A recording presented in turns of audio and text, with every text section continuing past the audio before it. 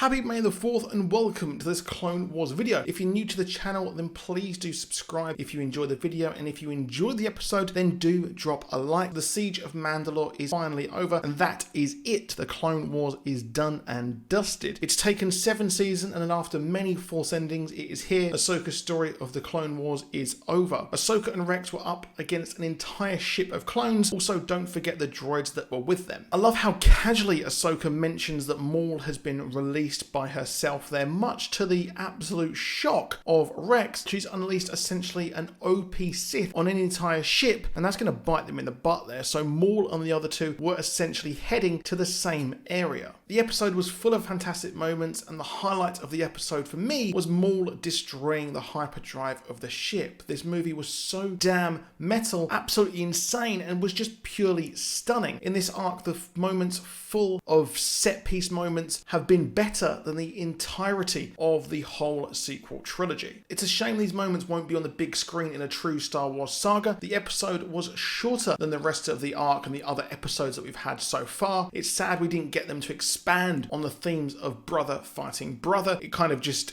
went to the end very, very quickly, but I guess this really isn't what the story was about. Rex basically had to go against Jesse, someone who has been by his side throughout the entire season and all 7 seasons there. And the Clone Troopers were people and characters we got to know a lot more, understand that they all do have their own personality. We kind of felt for them, and seeing them be heroes alongside General Kenobi had the added drama of us knowing exactly how this will all end, and that was Order 66. It was looming in the background. These themes would be great to explore more, but I get it. This was Ahsoka's arc, her story of survival and ultimate betrayal by everyone there. She was let down from all sides, and the writing was a hallway to the ending of her story, quite literally. There wasn't much elsewhere to go, as this was all set on a ship, and it would kind of take away everything. As always, the ending of Star Wars sagas have a lot of fighting. Ahsoka still wants to set the weapons to Sun. She doesn't want to kill anyone at all. Interestingly, Rex throughout the episode turned quickly to survival and was imploring Ahsoka to do essentially the same. All the while, Maul was rushing to the same location our other 2 survivors were going to, which was of course the hangar bay. Maybe it was a mistake to unleash Maul, as he is insane and would literally do anything to survive. Battle and fight in this episode were great, but the issue I have is the Jedi rely so much on using their lightsabers to deflect blasters, and it was cool to see that this could not actually last forever and she got hit eventually. The action and animation in this episode was nothing short of near perfect. From the moment the hangar doors were open right through to the final escape, it was great. These were big Star Wars style moments, and somehow it's better than anything we have seen on the big screen for years. I was on the edge of my seat throughout the entire time, despite knowing that Rex and Ahsoka plus Maul will survive and even throw down later in Star Wars Rebels, which I think I will rewatch. Although tonight's viewing is Rise of Skywalker. Yes, I know I want to watch it in 4K, and really there's not a lot else to watch. And to be honest, I didn't really mind it all that much. Now, not only did the action not let up in this episode, but the emotion was also set to 11 throughout. The standoff between Rex and Jesse was so stupidly tense.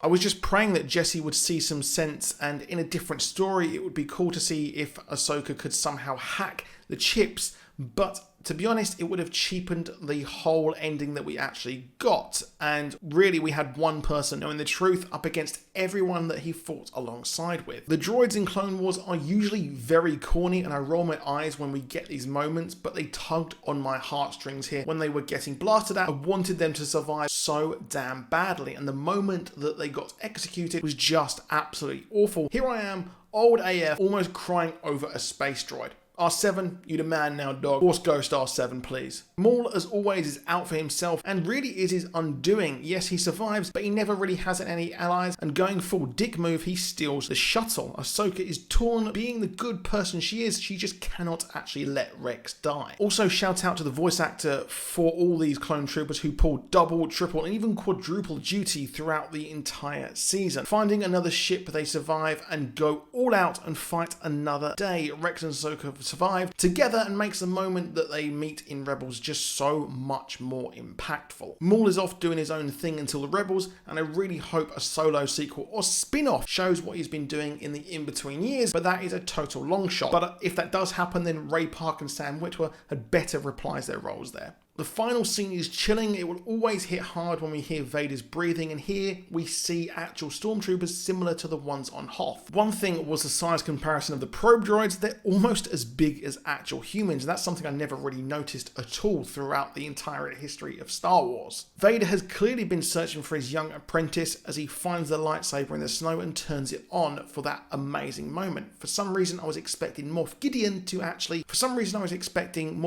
from the Mandalorian to actually appear there, but I guess that doesn't really make much sense when you think about it. But we see him turn on the lightsaber, and it really does show that he is struggling with actually being a good guy and a bad guy, and makes Kylo Ren's story just so much better there. He looks up and sees a Mirai, the embodiment of the light side, much like the daughter there on Mortis, and we see this bird also appear in Rebels, watching over the crew of the Ghost. The episode was a lot of fun and fitting end to the story, which of course it really was Ahsoka's story. Now this is Ahsoka's story. The real Lucas legacy was handled by Filoni, and he is a god in my eyes, making the perfect Star Wars. But that's it for this video. Let me know what you think down in the comments. Let me know what kind of stuff you want to see, and don't be shy. Let me know everything you thought. I'll see you soon. Goodbye.